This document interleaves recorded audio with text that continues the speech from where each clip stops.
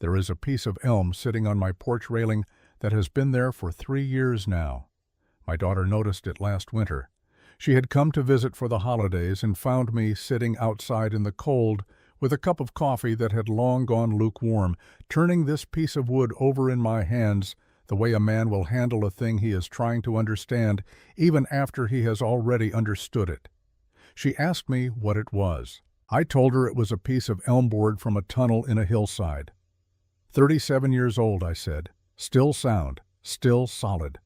She looked at me the way daughters look at old men who say things that explain nothing, and I suppose she had cause for that look because I did not continue. I did not know, sitting there in December of 1908, how to say what I actually meant. I know now, or near enough. My name is Caleb Marsh. I was a carpenter in Harlow's Crossing, Nebraska for 33 years, from 1865 until I set my tools down in 1898 and decided my hands had done sufficient work. I built cabins, barns, privies, a schoolhouse, 2 churches, a feed storage that stood for 20 years before a flood took the foundation, and more fence posts than I care to number. I understood wood the way a man understands a material he has worked with every day for the better part of his life, which is to say, I understood what it would do, and I understood how to make it do what I needed, and I believed for a long time that this was sufficient understanding. A woman named Marta Vosberg taught me otherwise. She did not teach me by arguing with me or correcting me. She was not that kind of person. She taught me by building something in a hillside behind her cabin in the autumn of 1871, and by allowing me to stand in it and draw my own conclusions. This is, when I think about it, the most effective way one person has ever taught me anything, simply by doing something well and making it available to look at. I have told parts of this story to various people over 40 years. I have never told the whole of it, start to finish, in proper order, because I could never locate the right beginning. This winter, sitting with the elm scrap in my hand and my daughter's question still in the air, I finally found it. The right beginning is a woodpile. Mine stood on the north side of the barn at my property outside Harlow's Crossing, 4 cords of cottonwood and elm, purchased from a local supplier in October of 1871 and stacked in the way everyone in the county stacked their wood, outside, exposed to air under a rough board roof to shed the worst of the rain. My supplier had represented it as seasoned wood, meaning wood that had been cut the previous spring and left to dry through the summer. 6 months of drying, outdoors, in Nebraska air. On a January morning in 1872, I stood at that woodpile and did a calculation I had been avoiding. The winter had turned serious in December and showed no intention of relenting. The thermometer outside my kitchen window read 14 degrees below zero on the morning I am describing, and it had not climbed above -10 in 11 days. There was no blizzard, no dramatic curtain of snow, no howling wind to dramatize the situation. The cold of that winter was quiet and absolute, more like a weight than a force, pressing down on the county without announcement and without apology. I looked at what remained of 4 cords of wood. I looked at how much winter remained by the calendar. The 2 figures did not agree with each other. I had consumed, by my rough estimate, 2½ cords in approximately 10 weeks. At that rate of consumption, I had perhaps 5 weeks of fuel. The calendar said February had not yet started. I stood at the woodpile for a while, breathing cold air, trying to find an error in the arithmetic. There was none. What I did not understand that morning, what I would not understand for another 2 weeks, was that the problem was not the quantity of wood I had purchased. The problem was its quality. Cottonwood and elm, cut in spring, and stacked outdoors for 6 months in Nebraska, does not season adequately. It dries on the surface and stays wet at the core. It dries unevenly, with the outer bark checking and cracking while the inner fibers retain moisture that no amount of outdoor air seems to reach. When you burn it, roughly half your fire is not heating your house at all. It is evaporating water. You are not running short of wood. You are burning twice the wood you need, and receiving half the heat you should expect. Most of us in Harlow's Crossing had no way of knowing this because most of us had never seen wood that was properly seasoned, dried thoroughly and evenly to a moisture content low enough to burn at its full capacity. We had been told our wood was seasoned. We burned it and we were warm enough, more or less, and we assumed that the enormous quantities of fuel a Nebraska winter required were simply the nature of the situation. We were wrong, but we had no reference point to know it. Only one person in the county had a reference point, and I was about to go look at what she had built. I had known Friedrich Vosberg for 6 years before he died. He was a German-born carpenter, a few years older than me, with a precise and methodical way of working that I respected even when it made me impatient. Friedrich measured 3 times before cutting once. He notched his joints by hand when a less careful man would have fit them by estimation and driven a nail to compensate. He chose his materials slowly, touching boards along the grain, reading them the way another man might read a letter. He died in August of 1871 of typhoid fever in 11 days. The speed of it was indecent. I built his coffin in my workshop. I drove it out to the Vosberg property in my wagon. The farm was 80 acres on the east edge of a long, gradual slope that rose from the river bottomland toward the open grassland above, a piece of ground that most people considered marginal, too far from the road, too hilly for efficient farming. Friedrich had paid a fair price for it and had said once to Thomas Garvey, who farmed a mile south, that the hillside behind the cabin was the reason he had chosen it. He had plans for that hillside, he said. He did not say what plans. When I arrived with the coffin, Marta was standing at the edge of the hillside behind the cabin. She was a compact, straight-backed woman with dark hair pulled back and hands that showed the kind of work she did. She was not weeping. She was looking north, up the slope, with an expression I could not read. I took it at the time for the blankness of grief. I was wrong about that too, though I did not learn it for another 30 years. The 2 children were in the cabin with a neighbor woman. Ernst was 9, a quiet boy with his father's eyes and his mother's way of watching things carefully before speaking. Liesel was 6, and she clung to the neighbor woman's skirt with the determined grip of a child who has been told to stay put and intends to do exactly that. After the funeral, after the neighbors had gone home and the food they had brought was covered on the table, Marta sat by the window with a small Bible in her hands. Inside it was a piece of flour sack paper folded in quarters. She unfolded it carefully. The light in the cabin was going, that flat gray light of a Nebraska August evening, and she sat reading whatever was on that paper until the room was too dark to see. I did not know about the paper then. I know about it now because she told me, decades later, in the kind of conversation that happens between old neighbors when there is nothing left to perform for each other. She said, "That was the night I understood what Friedrich had been waiting to build." The autumn of 1871 passed in the way of frontier autumns, quickly, loudly, with the smell of cut wood everywhere and the particular urgency of people trying to prepare for something large and cold that was moving toward them at a fixed and indifferent pace. Every farm in Harlow's Crossing was accumulating its woodpile. This was the central project of September and October, the activity by which a family communicated its prudence and seriousness to its neighbors, the woodpile visible from the road, growing through summer, seasoning through autumn, waiting to be consumed through winter. The size and condition of a man's woodpile said something about him that he could not say himself, and every man in the county understood this. Marta Vosberg had no woodpile. She was seen cutting trees on the hillside behind her cabin through September, elm and cottonwood from the river edge, good-sized logs cut and sectioned.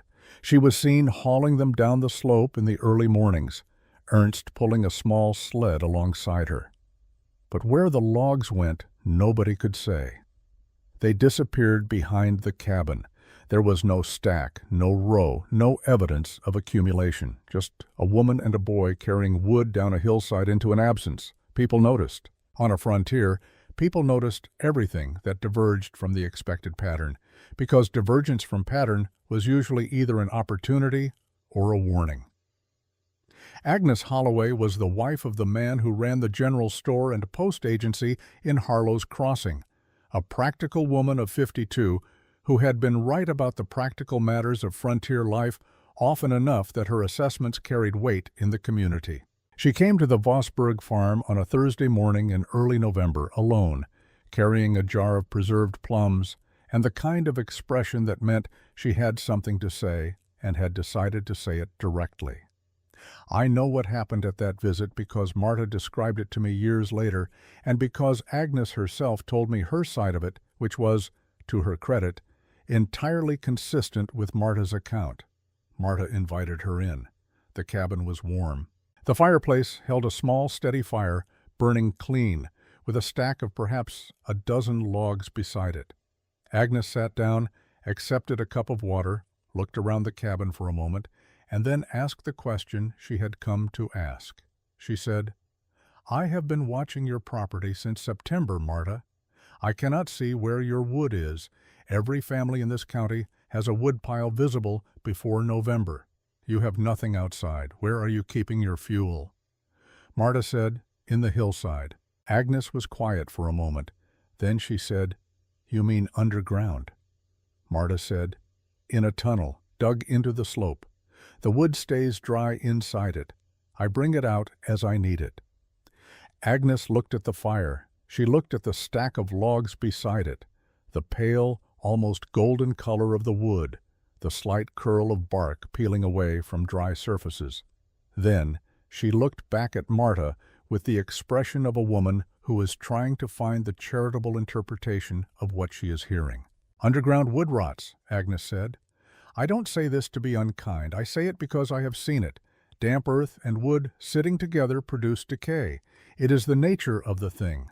Whatever you have in that hillside will be soft and spoiled by January." Marta said, "The tunnel has airflow. The slope drives air through it continuously. The wood does not rot because it does not stay damp." Agnes looked at her for a long moment. Outside, the November wind came across the grassland and pressed against the cabin walls with the flat, even pressure of a thing that is not in a hurry. "I understand that you believe this," Agnes said finally. "I am not questioning your intentions, but I have lived in this climate for 19 years, and I know what earth does to wood.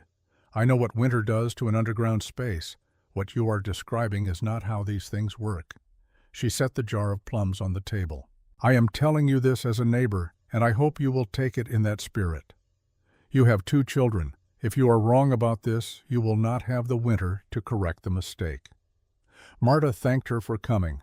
She thanked her for the plums. She walked her to the door and watched her cross the yard toward the road. Then she went back to the fireplace and sat down in front of it and looked at the small, clean fire burning in the grate and said nothing at all. Ernst, sitting at the table doing his letters, looked up at his mother's face and then looked back down at his work. He had learned, in the month since his father's death, to read the difference between the silences that needed tending and the silences that needed leaving alone. This one he left alone.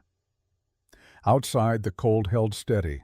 The hillside behind the cabin held its tunnel. And in the tunnel, in the dark, in the slow passage of air that moved from south to north along the rise of the slope, 30-some cords of green wood were beginning, one invisible layer at a time, to change. Before I tell you what Marta built, I need to tell you where the idea came from. Because the idea did not come from Nebraska. It did not come from anything she had observed in this country or learned from anyone in Harlow's Crossing. It came from a forest in southwestern Germany, from a rainy afternoon in 1849, from a man who was teaching his daughter something he had known so long that he had nearly forgotten it was knowledge rather than simply the way things were. I am going to tell you something I did not witness. I am going to tell you what Marta told me over the course of several conversations in the last years of her life about where this understanding originated. I have tried to hold it carefully, the way she gave it to me, without adding what was not there and without losing what was. The Black Forest of southwestern Germany is old country. Not old in the way frontier people use the word, meaning a place settled before living memory, but old in a way that goes down into the ground, into the management of forests that families had been working for generations, building up practices and systems the way a river builds up a bank, slowly, through repetition, through the accumulated adjustment of many seasons. Wilhelm Berger had worked those forests since he was 14 years old.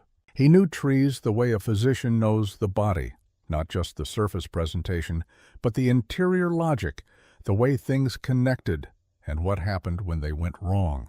He had a particular knowledge of wood as a material that goes beyond the cutting of it, how it dries, how it fails to dry, what cold does to moisture inside wood fiber, what that damage looks like when you split a log in spring that has spent the winter freezing and thawing in a woodpile. Marta was 14 the afternoon she understood this. It was raining. The kind of soft, persistent rain that the Black Forest produced regularly, more mist than downpour, that gathered on every surface and made the whole forest smell of wet bark and turned earth. She and her father were sheltering in a small forestry hut, waiting for the worst of it to pass. Wilhelm was sharpening a saw, which he did with a file and a particular patience, drawing the file along each tooth individually, and he was talking, not lecturing, not instructing, just thinking out loud in the way that people talk when they are doing a familiar task with their hands. He was talking about wet wood. The problem with wet wood, he was saying, was not simply that it burned poorly. The problem was the damage that happened before burning, the freeze-thaw cycling of water inside wood fiber through a northern winter, the internal cracking that occurred when moisture expanded as ice and contracted again as water, over and over through the cold months, opening fissures in the wood that no amount of later drying would fully close.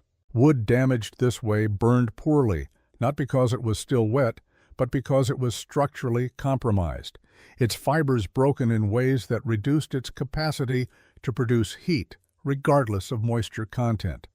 The foresters of the Black Forest had developed a system that solved both problems. You did not store wood outdoors. You stored it underground in a tunnel driven horizontally into a hillside where the temperature stayed stable, never freezing, never warming, so that moisture could leave the wood gradually, evenly, without the destructive cycling of outdoor storage. And you drove air through the tunnel not with any mechanical device, but with the hillside itself, by positioning the tunnel's lower entrance on the warmer, south-facing side of the slope and its upper exhaust shaft on the cooler, shaded side, creating a continuous gentle movement of air from one end to the other. Marta asked how the air knew which way to move. Wilhelm set down the file. He picked up a piece of charcoal from the fire ring and smoothed a flour sack paper on his knee. He drew the tunnel, a horizontal line angling slightly upward through a cross-section of the hillside. He drew the lower entrance at the base of the slope, a small door facing south. He drew the upper shaft breaking through the ground surface on the shaded northern side of the ridge. Then he drew two small arrows, one pointing inward at the lower entrance, one pointing outward at the upper shaft. Warm air wants to rise, he said. Cold air wants to sink. The lower entrance faces the sun. It is warmer. The upper vent faces away. It is cooler and shaded. The air at the lower entrance is slightly warmer than the air at the upper vent.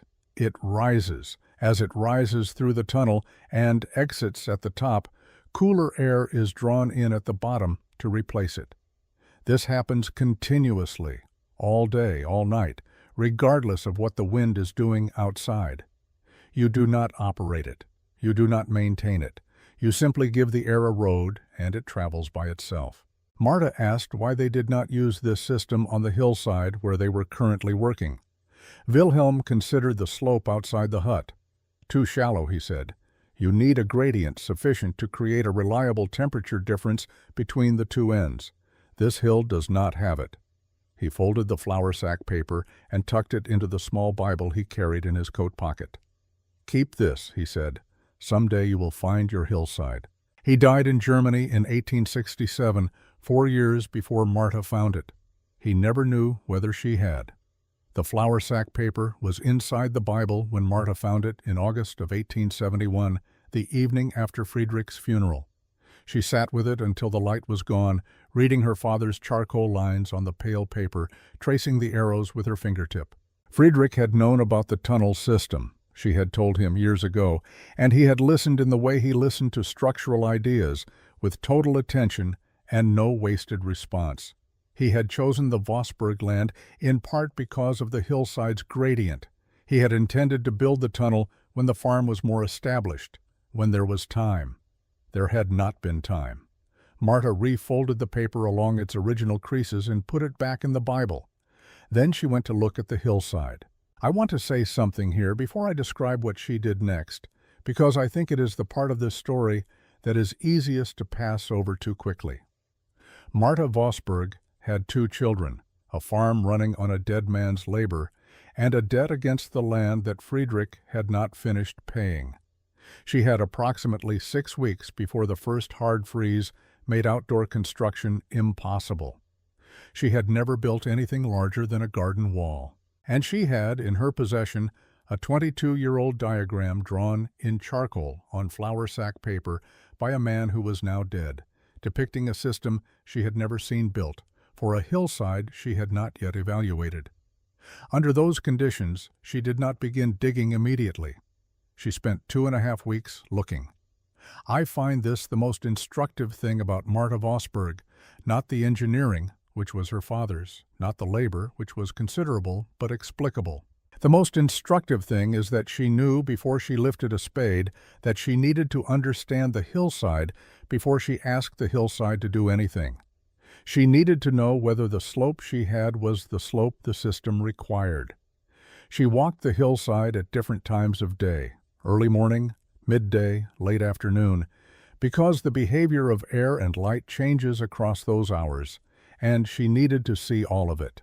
She carried a length of thread with a small piece of wool tied to one end, and she held it at 3 or 4 different points on the slope, watching how the wool moved, reading the air currents that ran across the surface of the ground.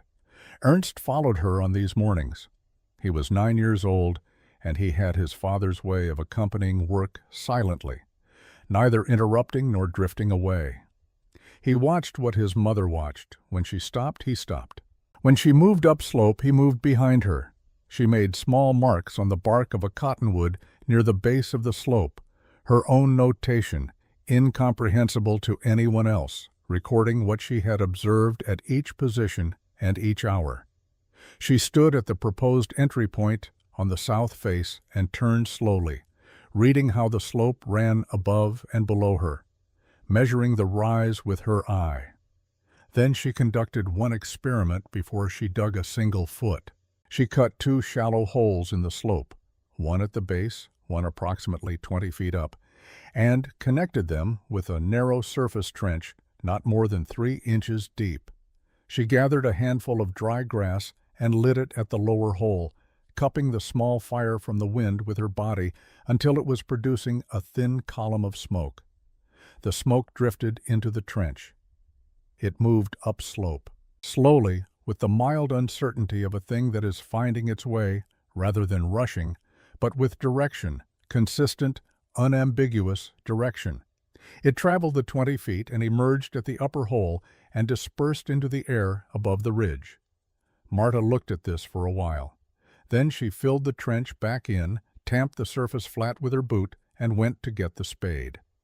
The excavation began on the 7th of October. I know the date because Pastor Lund, who kept a meticulous journal of parish events that I read in full after his death in 1891, noted seeing Marta Vosburg beginning work on the hillside behind her property on that date.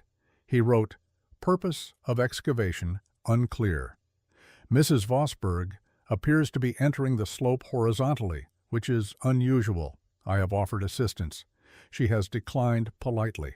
The tunnel was to run 18 feet into the hillside at a gentle upward angle, not level and not steep, but rising approximately 5 degrees through its length to follow the natural gradient of the slope. Caleb, that is, I, would not understand until later why this angle was essential. A level tunnel is a room, closed at both ends, with air that sits and stagnates. A rising tunnel is a chimney. The air inside it has somewhere it wants to go. The cross-section she was digging was oval, 6 feet wide at the floor, narrowing as the walls curved inward to meet the ceiling arch at roughly 4 feet across, with the center height standing at 5.5 feet. Enough to stand upright in the middle, which mattered for carrying logs in and out. The soil in the river bottom transition, where the Vosburg hillside sat, was Nebraska River silt and clay laid down in horizontal strata, softer than the glacial till of the northern territories, but layered in a way that was less predictable than uniform clay. Some strata came off the spade cleanly. Others required the pickaxe. Marta learned the difference after the first few feet and adjusted her technique accordingly, using the spade for the soft passages and switching to the pick at the first resistance, rather than forcing the spade and risking a wall collapse. Each foot of tunnel required removing somewhere between 25 and 30 cubic feet of earth. Each spadeful weighed perhaps 10 to 12 pounds. She carried the excavated material out in buckets and deposited it downslope, using it to level the ground in front of the tunnel entrance, building a small flat apron of packed earth where logs could rest before being carried in. Ernst worked beside her. He was not large enough for the spade or the pickaxe, but he could manage the buckets, dragging them out along the tunnel floor and tipping them at the spoil pile. He could hold the oil lamp when the work went deep enough that the entrance light was insufficient. He could carry water from the creek, which his mother drank in significant quantities through the long afternoons. Liesel, who was 6 and had named the tunnel Das Erdhaus, the Earth House, played near the entrance and periodically brought her mother small objects she found interesting: a beetle, a stone with an unusual color, a cottonwood leaf. Marta accepted each of these offerings and set them on the flat earth beside the entrance, where they accumulated through the weeks of digging like a small museum of the hillside's surface life. In the second week, a section of ceiling dropped. She was working at the far end of the tunnel when it happened, approximately 12 feet in, and the collapse was near the entrance, which meant she was not beneath it. 8 square feet of ceiling, a foot deep, came down in a slow settling rather than a sudden fall, the way a section of undermined earth releases when the last grain of support gives way. She came out to look at it, stood studying it for a while, then got down on her knees and examined where the collapse had started. What she found was a layer transition she had not noticed when she was digging: stiff, consolidated clay below, looser river silt above. The ceiling timber spacing she had been using was appropriate for the clay but insufficient for the silt. She had passed through the transition without recognizing it. She did not lose the next 3 days to frustration or recalculation. She simply adjusted her timber spacing from 2 feet to 18 inches through the affected zone, noting where the silt layer ran so she could apply the same adjustment as she encountered it further in. Then she went back to digging. The walls she lined with elm boards set vertically against the earth, held in place by horizontal crossbeams notched into the tunnel walls every 18 inches to 2 feet, depending on soil character. The ceiling she built from heavier timber, 4-inch by 6-inch beams laid side by side across the tunnel width, packed between with river clay pressed firmly into every gap. The clay seal kept moisture from seeping through from the earth above, while the packed earth overhead provided the insulation the system depended on. One adjustment she had not anticipated. At the top of the excavation, when she began digging the small vertical shaft that would serve as the upper exhaust vent, 8 inches square, rising through 4 feet of earth to break through the ground surface on the shaded north side of the ridge, her pick encountered a root. A large root, running horizontally just below the surface, belonging to the old cottonwood that stood on the north slope and served as the cabin's principal windbreak. She could not remove it. The cottonwood was not decorative. It was functional protection against the northwest wind that swept off the grassland in winter, and without it the cabin's heat consumption would increase by a margin she could not afford. She redirected the shaft 6 inches east and angled it around the root, emerging at the surface 2 feet from the original plan. It added half a day to the work. The system would still function. The exit point was still on the shaded north slope, still in the correct thermal relationship with the south-facing entrance below. The road was simply 2 feet east of where she had originally drawn it. On the last day of October, she drove the final timber for the upper vent, capped it with 2 angled boards in an inverted V to shed rain and snow while leaving the sides open for air passage, and stood back to look at what 24 days of work had produced. From the outside, it was nearly invisible. A doorframe set into the base of the hillside, weathering already into the surrounding earth. A small angled cap on the ridge above, easily mistaken for a natural feature of the slope. The hillside looked, to anyone who did not know what to look for, like a hillside. That was exactly correct. She filled the tunnel in the first week of November. Green wood, freshly cut elm and cottonwood, heavy with moisture, the cut ends still pale and damp with sap. She carried them in pairs, rolling them through the entrance, positioning them on the timber racks she had built to hold the log 6 inches above the floor. Air needed to reach every surface of every log. Wood that touched the floor or touched another log at every contact point would dry unevenly, holding moisture at the contact surfaces, while the exposed sides dried too quickly, opening checks in the grain that reduced burning efficiency. She left gaps between the stacks. She filled the tunnel to capacity without packing it. Then she closed the entrance door, not sealed, but drawn shut, with a 2-inch gap remaining at one side to maintain the airflow, and left the upper vent open and walked away from the hillside. She did not go back for 5 days. The first time Marta opened the tunnel door after filling it, she did not reach for a log. She stood at the entrance and breathed. This sounds like a small thing. It was not a small thing to her. The smell of a tunnel full of green wood is a specific and living smell, sharp with sap, heavy with the particular wetness of recently cut fiber, a smell that carries in it the whole biology of a tree that has not yet understood it, has been felled. It is not an unpleasant smell, but it is an unmistakably alive smell. And alive in this context meant wet, and wet meant the system had not yet done its work. She stood at the entrance with the door open, breathing the air that came out of the tunnel, and she noted it carefully. Then she closed the door and went back to the cabin. She did this every 5 days through November. Each time she stood at the entrance and breathed. She did not light a lamp and go inside to examine the logs.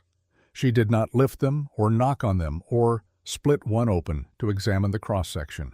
She simply stood at the entrance and let the air from inside the tunnel reach her, and she catalogued what it told her. It told her, on the 5th day, the same thing it had told her at the beginning: sharp, wet, alive. It told her, on the 10th day, something slightly different, still wet. But the sharpness had diminished. The high note of fresh sap was quieting. Ernst noticed it before she confirmed it.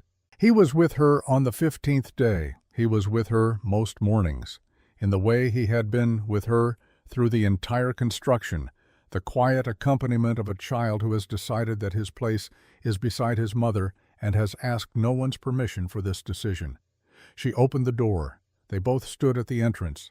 She was already drawing breath to evaluate when he said in German without looking at her, "Mama, es riecht anders. The smell has changed." She looked at him. He was looking into the tunnel with the expression of a boy who has observed something and is reporting it accurately and without embellishment, the way his father used to report things. She breathed again, more slowly. He was right. The sharp living quality was gone. What came from the tunnel now was warmer, rounder, woodier, the smell of drying rather than the smell of wet. Not dry yet, but no longer the same smell it had been. She put her hand on the top of his head for a moment. Then she closed the door and they walked back to the cabin together through the November cold. I should explain, because it bears explaining properly, what was actually happening inside that tunnel during those weeks when nothing visible seemed to be occurring. The south-facing entrance at the base of the slope received more solar warming than the shaded north-facing upper vent. Not dramatically more, a few degrees of difference, sometimes less. But a few degrees of temperature difference, sustained continuously across 18 feet of enclosed space, is sufficient to set air in motion. Warm air, being lighter, rises toward the upper vent and exits. Cooler air, drawn in at the lower entrance to replace it, moves through the tunnel and picks up moisture from the wood surfaces as it passes. The movement is gentle. If you held a candle inside that tunnel, you would see the flame lean slightly, not gutter and sway.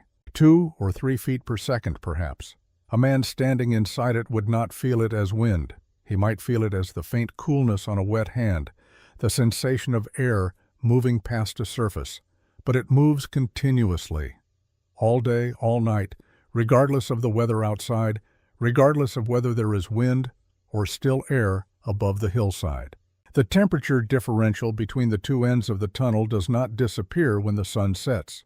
The south-facing entrance retains its slight warmth relative to the shaded north vent, and the physics continue their work in the dark as readily as in the daylight. What this means for the wood is something that cannot be achieved by any outdoor stacking method in a northern climate.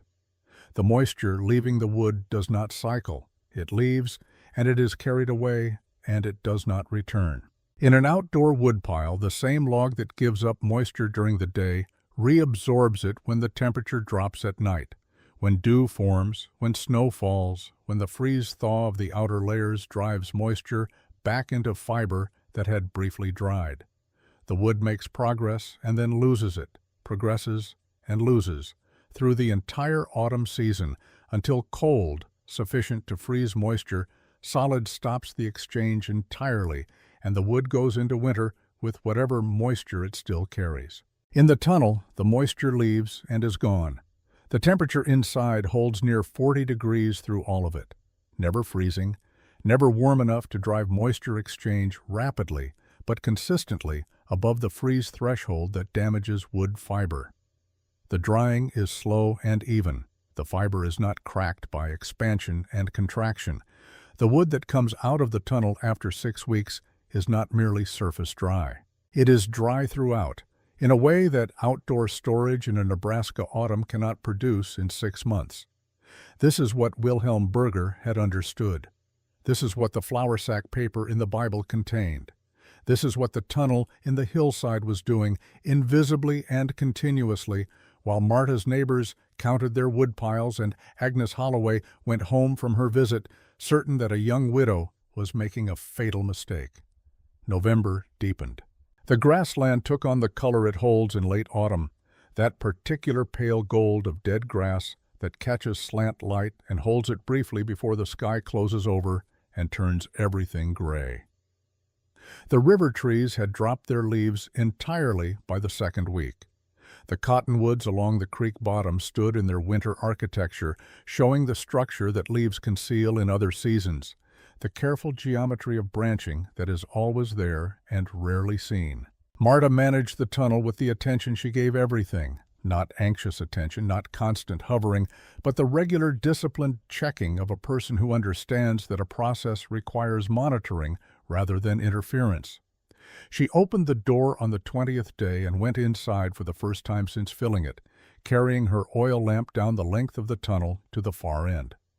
The lamp threw warm shadows across the stacked logs on their racks. She set it on a crossbeam and walked the length of the tunnel slowly, running her hand along the top surface of the wood as she passed. At the entrance end, the wood was dry to the touch on the exposed upper surfaces, but still held some moisture deeper in the grain. Further in, toward the far end, the drying was more advanced. She lifted one end of a log, a length of elm, perhaps 30 inches long, and held it. Still heavy, not as heavy as it had been. She looked at the ceiling beams. No moisture seeping through the clay packing. She looked at the floor beneath the racks. Dry. The drainage was working. Any moisture that condensed on cooler surfaces was wicking into the floor rather than pooling. She looked at the walls. The timber lining was holding. The crossbeams were seated firmly in their notches. The collapse of the second week had not propagated further. She picked up the lamp and walked back to the entrance, and as she passed the test log she had placed directly on the floor in the first week, the one she had deliberately set without a rack, as a control against which to measure the racked wood, she crouched down and pressed her fingers against its underside. Damp. The underside of the floor log was visibly darker than its top surface, and when she pressed it, the slight give of fiber that has not dried was unmistakable. She straightened up, satisfied. Not satisfied that the floor log was damp, satisfied that the racked logs were not. The racks were doing what the racks were designed to do. She went back to the cabin. December came in quietly. The first real cold arrived on the 4th of the month, not the record cold that would come later, but the honest cold of a Nebraska December, nights dropping to 10 and 15 below, days climbing no higher than single digits above zero. The sky sat low and white over the grassland, that particular winter sky that seems to be made of the same material as snow rather than the opposite of it. Marta made her first fire from tunnel wood on the 18th of December. She had gone in that morning and split a test log from the batch that had been inside the longest, the first wood she had loaded in early November, now 6 weeks in the tunnel. She split it with her hatchet at the tunnel entrance and looked at the cross-section in the pale winter light. The interior of the log was pale, dry, the color and texture of wood that has given up its moisture entirely. She pressed her thumb into the split face. No give. She held a match to a chip of the interior. It caught in less than 2 seconds. She carried the split log and 3 others into the cabin and laid a fire. It caught without coaxing. No sputtering, no filling the cabin with the heavy gray smoke of wood that is fighting its own moisture before it will burn.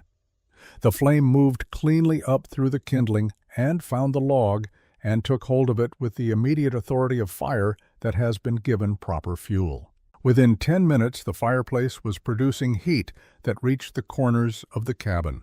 Not the radiant surface warmth of a fire that is mostly a large collection of slowly evaporating water, but the deep, even heat of thorough combustion. Liesel, sitting on the floor with her wooden animals, looked up at the fire and then at her mother, and then clapped both hands together twice. Ernst, at the table with his schoolwork, looked at the fire for a long moment without speaking. Then he looked at his mother with an expression that was not surprise exactly, but rather the recognition of something he had expected to be true and was now observing to be true, which is a different thing. Marta sat on the floor in front of the hearth, with her back against the wall and her hands in her lap, and cried for a while, not loudly, not dramatically, simply the quiet release of a woman who has been carrying a large question for 4 months and has now received the answer. The answer was yes. She had remembered correctly. Her father had been right. The hillside had done what he said a hillside would do. She allowed herself that, and then she dried her face and got up and made supper. Through the last 2 weeks of December, Marta established the rotation that would carry her through the winter. Fresh-cut green logs went into the tunnel as seasoned logs came out. She maintained continuous occupation of the space, a full load of wood at various stages of drying, the oldest batch always nearest the entrance for easiest retrieval, the newest batch loaded furthest in. She kept the entrance gap at approximately 2 inches through the mild cold of December, narrowing it slightly during the single hard night in the 3rd week when the temperature dropped past 20 below, and she was concerned about the effect of extreme cold on the air differential. The concern proved unnecessary. The tunnel held its internal temperature through that night as it held it through all the others, indifferent to the weather above it, insulated by the earth that surrounded it on 5 sides, running its quiet air exchange regardless of what was happening on the surface. Her fuel consumption through December was precise and efficient. 1 log of tunnel-seasoned wood produced a specific and reliable amount of heat, and she learned quickly how many logs a day maintained the cabin at the temperature she needed. She was burning, by her own later reckoning, perhaps 1 cord of wood per month. in a winter that would eventually reveal itself to be one of the coldest in Nebraska's recorded history. She did not know that yet. None of us did. January arrived. It arrived without announcement, the way the serious cold of that winter arrived at everything, simply by being present one morning in a way that was different from the morning before, in a way that did not lift. I remember the first morning of that January clearly. I went out before dawn to check on my horse, and the thermometer on the barn wall read 22 below zero. I stood looking at it in the lamplight for a moment, breathing air that was so cold it felt mechanical rather than natural, like breathing something that was not quite air, something that had been stripped of ordinary air's properties and replaced with a purer and more demanding substance. I went back inside and built up my fire. The fire was adequate. It was always adequate, through December and into early January.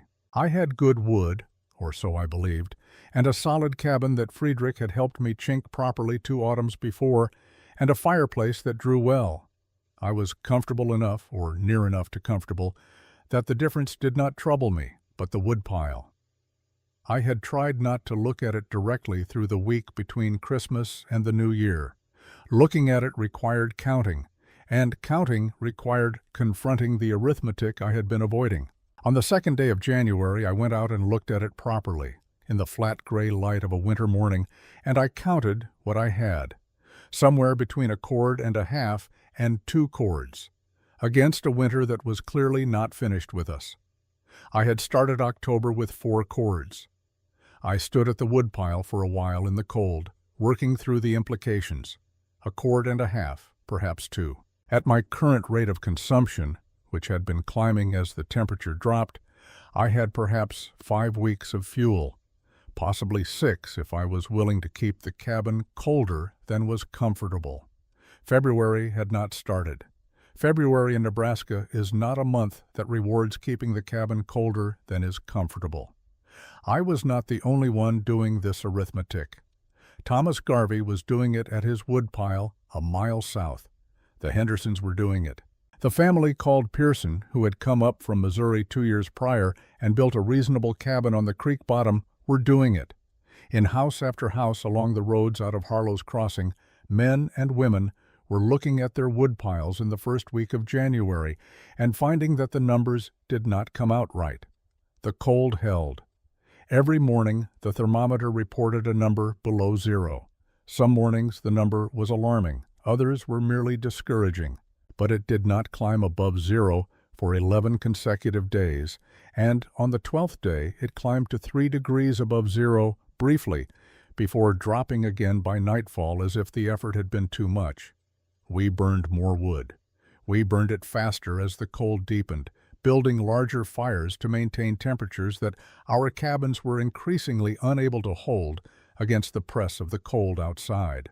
The smoke from every chimney in Harlow's Crossing was the heavy, gray-brown smoke of wood fighting its own moisture, wood burning at a fraction of its potential, wood consuming itself in the effort of evaporation before it could produce any useful heat. Every chimney but one. That clean, pale smoke from the Vosburg cabin, that thin white column that rose straight in the still, cold air and dispersed cleanly, had been visible from the road for 3 weeks. Most people who passed it had registered it without analyzing it, the way you register any detail in a familiar landscape. Thomas Garvey had passed it twice in December, going to and from the post agency. He had noted it both times in the way he noted most things, precisely, without immediate conclusion, filed away for possible later relevance. In the 2nd week of January, standing at his own woodpile with his own arithmetic arriving at its own uncomfortable result, he retrieved the memory of that smoke and looked at it again. He turned it over for 2 days. On January 14th, he put on his coat and his hat and walked the mile north to the Vosburg farm. He went to the side door, not the front, which was a social door, a door for visits that had been organized, but the side door that opened near the barn, the door you went to when you had a practical question that did not require ceremony. He knocked. Marta opened it. He stood in the doorframe with his hat in his hands, a man of 44 who had survived 4 years of war and 15 years of frontier farming and had learned through all of it to hold himself with a stillness that was not coldness but economy, a man who did not spend what he did not need to spend. He looked at her for a moment, then he said, "I need to ask you something about your wood." Marta took Thomas Garvey around the back of the cabin without explanation, the way you take a person directly to the thing rather than describing it first when the thing is available to be seen. He followed her along the cabin wall and around to the hillside, and she led him to the doorframe set into the base of the slope. He had passed the back of this property before, on the high road, and had seen the hillside from a distance. Up close, the entrance was more substantial than he had expected. Solid timber framing, a fitted door with a simple iron latch, the frame already weathering into the surrounding earth as if it had been there longer than 3 months. She lifted the latch and pulled the door open and picked up the oil lamp from the shelf just inside the entrance.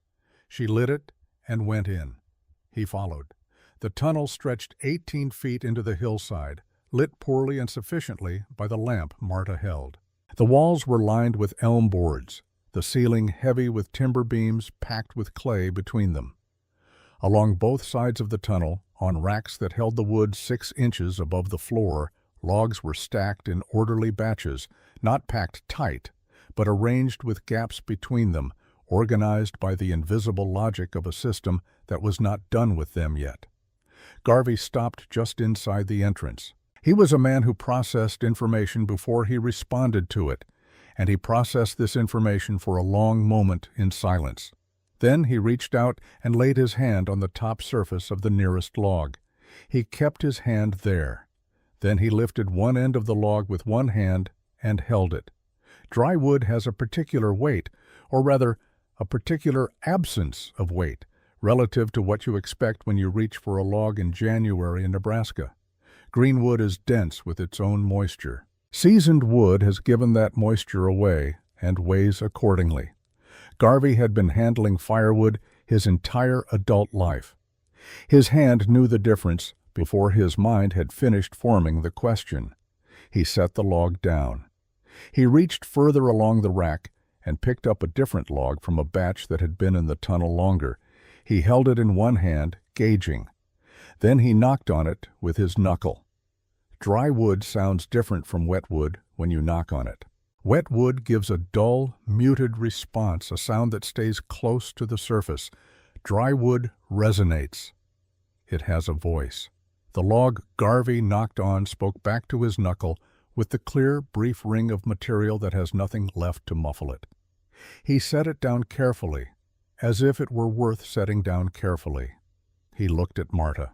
She explained the system the same way her father had explained it to her, not as a performance, not as a vindication of anything, but as a description of how a natural process worked when you gave it the conditions it required.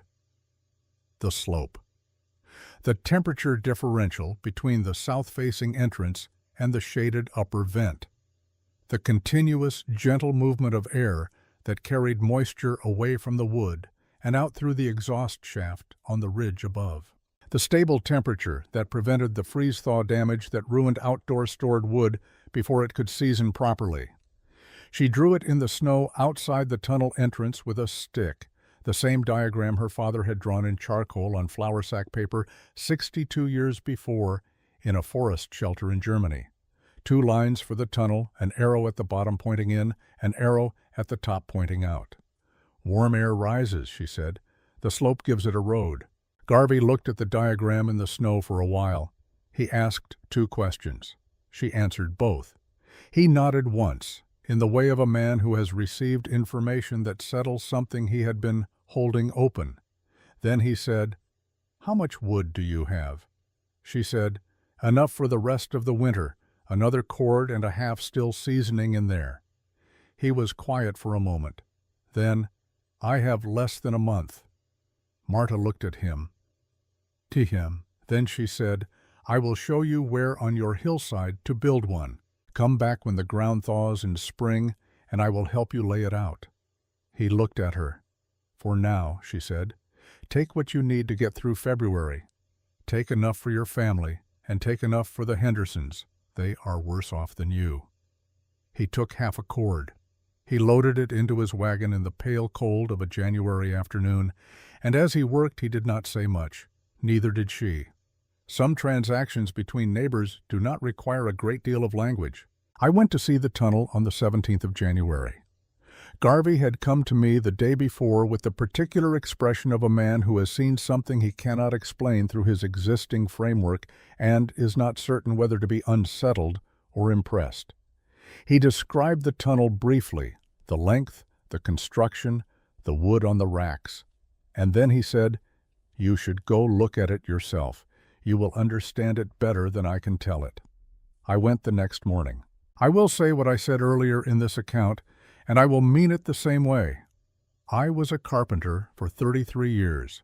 I knew how to evaluate a structure. I knew what good work looked like, and I knew what work looked like when a person had been trained in a different tradition than my own, but understood the underlying principles. When I walked into Marta Vosberg's tunnel, I looked at the wall joints first. I looked at how the crossbeams were notched and seated. I looked at the ceiling beams, the clay packing between them, the relationship between the timber spacing and the soil character of the surrounding earth. I looked at all of this before I looked at the wood. What I found was construction that was correct in ways I had not anticipated.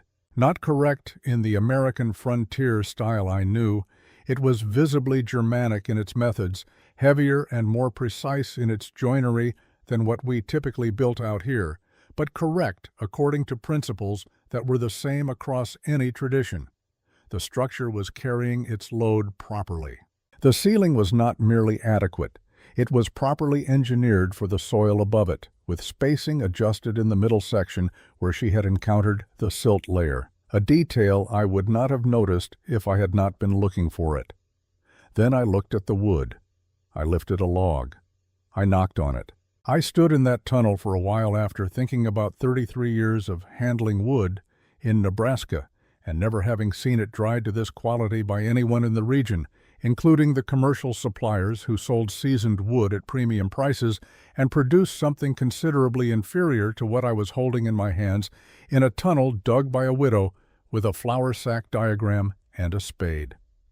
Marta was standing near the entrance, waiting.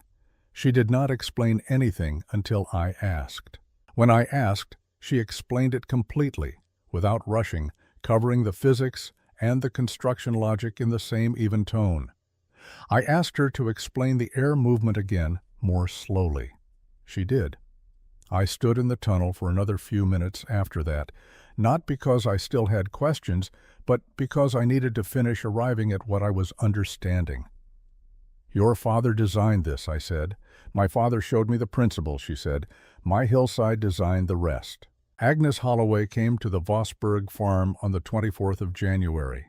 She came alone, not with a delegation, not with preserved plums, not with the organized concern of a community representative.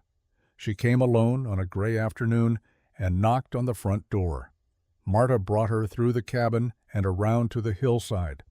Agnes went into the tunnel. She walked its length slowly, the way I had walked it, looking at the wood, running her fingers along the surfaces. She spent longer at the far end, where the oldest batch was stored, where the seasoning was most complete. When she came out, she stood in front of the tunnel entrance for a moment. The cold was pressing down on the hillside the way it had pressed on everything for 3 weeks. She said, "I came here in November to protect you from a mistake I was certain you were making. I told you that you did not understand how wood and earth behave together." She paused. "I was applying everything I knew about ordinary storage to something that was not ordinary storage. I knew about holes in the ground. I did not know about this. I should have asked more carefully what it was before I decided I understood it." Marta looked at her for a moment. Then she said, "My father would have liked the way you said that." Agnes looked at her. "He was precise about the difference between knowing a thing and knowing a related thing," Marta said. "He thought it was the most important distinction a person could make." They stood together for a while in the cold, 2 women on a hillside in January, and nothing more needed to be said about November. By spring, the tunnel system had taken hold in Harlow's Crossing, the way practical ideas take hold in practical communities, not through proclamation, but through behavior. Thomas Garvey built his own tunnel before the following October, with Marta spending 2 afternoons at his hillside, reading the slope the way her father had taught her to read one. I built mine that same summer. Building mine was different from any other construction I had undertaken. I had built around visible forces my whole career, the weight of timber, the pull of gravity, the behavior of materials under load. These were forces I could see demonstrated in real time, forces I could feel in my hands. The convection system in a hillside tunnel is a force you build around without being able to touch it. You construct the conditions for it, and then you trust that it will do what physics obliges it to do. That is an unusual demand to make of a carpenter. I thought about it often that summer while I was digging. I am still thinking about it in some sense. A man rode into Harlow's Crossing from Crawford Creek 30 miles east in September of 1872. He had heard about the tunnel system through the channels that frontier information travels, post rider, cattle trader, a circuit preacher who had happened to mention it in a sermon about the practical forms of providence. He wanted to understand it well enough to build one on his own property. Marta sat with him at her kitchen table and wrote out instructions by hand. She drew the diagram, not her father's diagram, but her own version of it, refined by a year of operation in Nebraska soil, adjusted for the specific conditions of the river bottom transition zone, written in English with German measurements converted and construction details adapted for the materials available in this part of the territory. She gave it to him without asking for anything in return. He thanked her and rode back to Crawford Creek and built a tunnel that winter. He told 2 other families about it. The knowledge moved east and south through the territory, family to family. The way useful knowledge moves when it is given freely and proves itself immediately. Pastor Lund wrote something in his journal in September of 1872 that I read only after his death in 1891.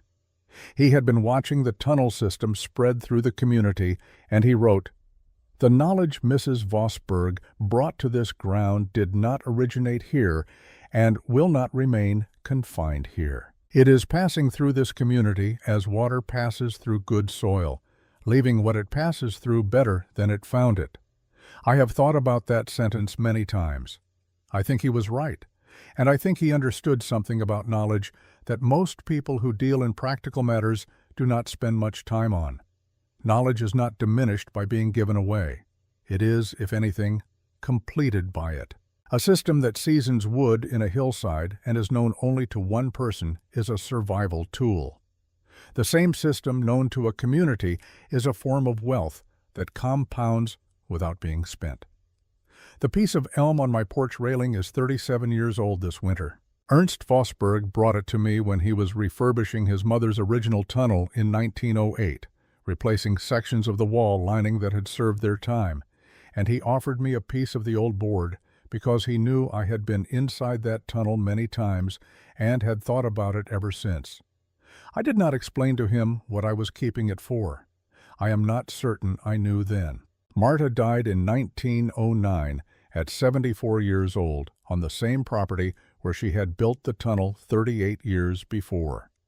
The tunnel itself was still in operation. Ernst uses it still. He has explained the system to his own children.